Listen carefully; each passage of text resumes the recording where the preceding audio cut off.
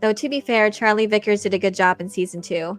Yeah, I agree. There's some great performances. There's great actors in this. I feel like it's a shame that they are limited in egregious ways by the writing and obviously the level of or lack of care in this production. But Charlie Vickers is doing the best with what he's got. And the reason I think people like his story in particular, even among its fans and detractors, is because I think they put the most care into that storyline, the most thought. And you just wish that if you weren't going to be able to do the same level of care for these other characters and storylines and locations, then why do you have it in there? Remember what the fans said, I can change him.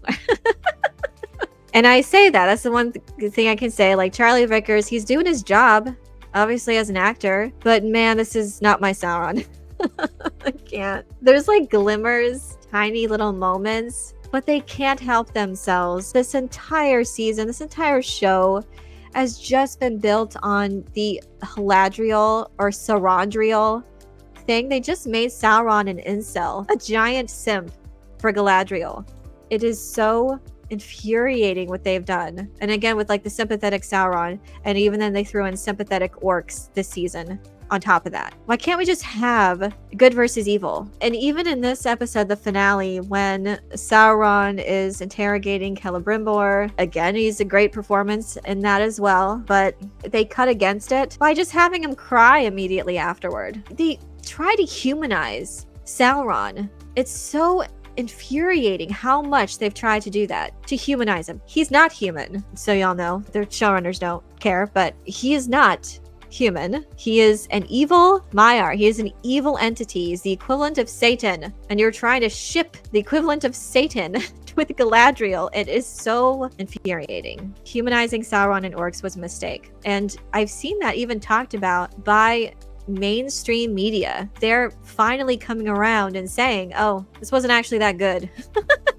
And that's one of the things that it just really cut against it. To have that one sympathetic orc, what was the point of him? It doesn't make sense. How the progression of it, there is no organic way for these elements to come to fruition because it doesn't make sense. It's just inserted in there and it feels so forced and contrived. And it really throws the tone off too. Why can't we just have this consistent tone, these consistent themes when it comes to Sauron, when it comes to evil and his quest to dominate the free peoples of Middle-earth? Why can't you just have him do that? They think that this was epic. They thought this fight scene was epic. And it just reminded me of like, where are we in the Rise of Skywalker? That's what it feels like. It feels like the exact same cinematography as the Reylo. Rey and Kylo Ren at the end of Rise of Skywalker. It feels just like that.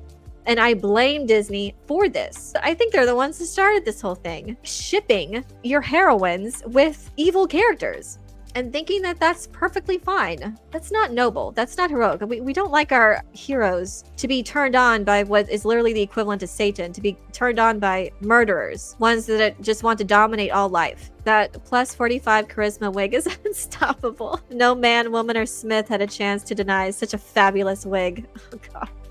The wigs are so bad. And I'm sorry, like, okay, Charlie Vickers is okay. You wanted to keep him around. He's a good actor, fine.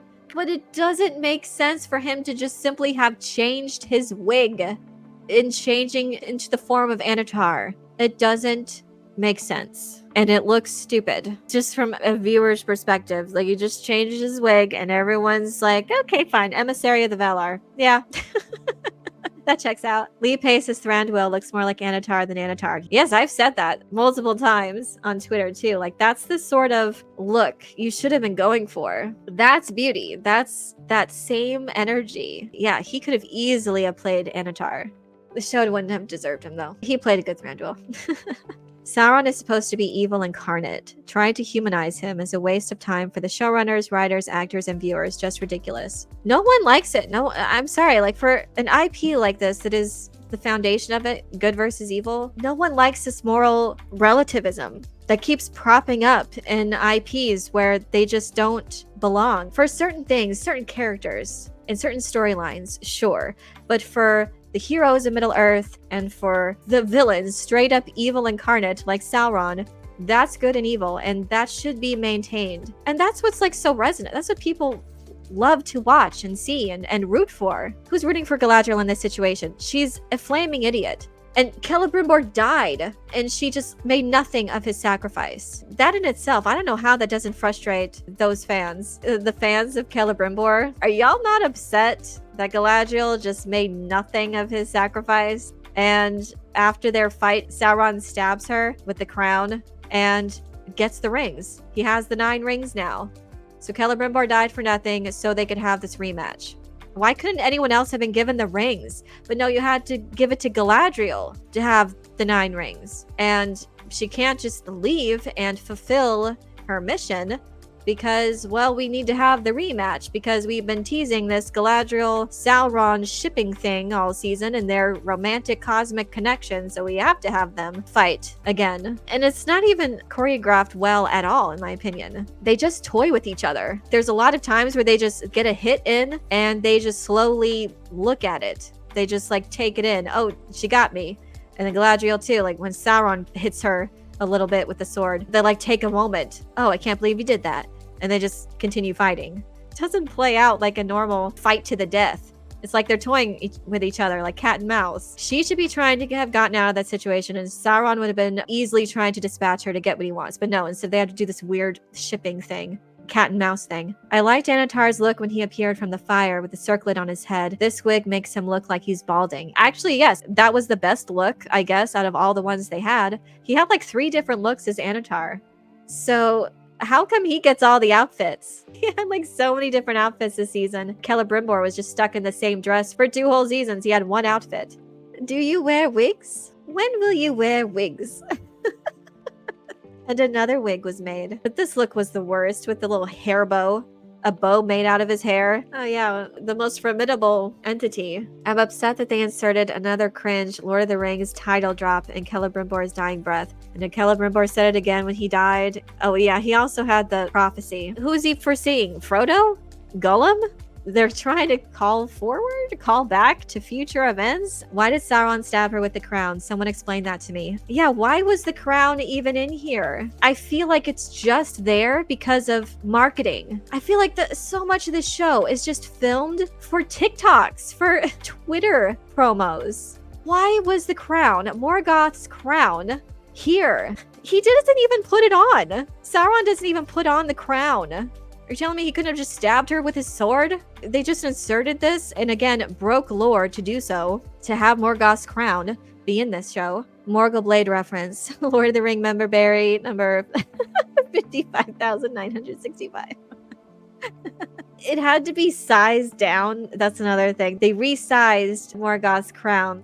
Needed to be stabbed with Morgoth's crown so Galadriel can get hurt and Elrond will have to use a ring to help. Well, she already fell from a very steep cliff. He could have just healed her injuries, which would likely have been a ton of broken bones. Prime Video, was it Australia, New Zealand, actually called Sauron a girl boss. Yes, I saved that tweet actually. Yeah, a most captivating villain is the official Prime Video account for, I think, Australia, New Zealand. And it said all episodes available. Gaslight, Gatekeep, girl boss. Yeah, that's Sauron, all right. Slay, Sauron. Yes. Oh my god. Yeah, and they show like the girl boss is the one that has his hair bow hairstyle in the back. Ugh. Eru Ilúvatar, what are we doing? I think they know how bad it is and they're just laughing at it at this point. Yeah, gross. Like, what are we doing? I don't think they actually want people to watch this.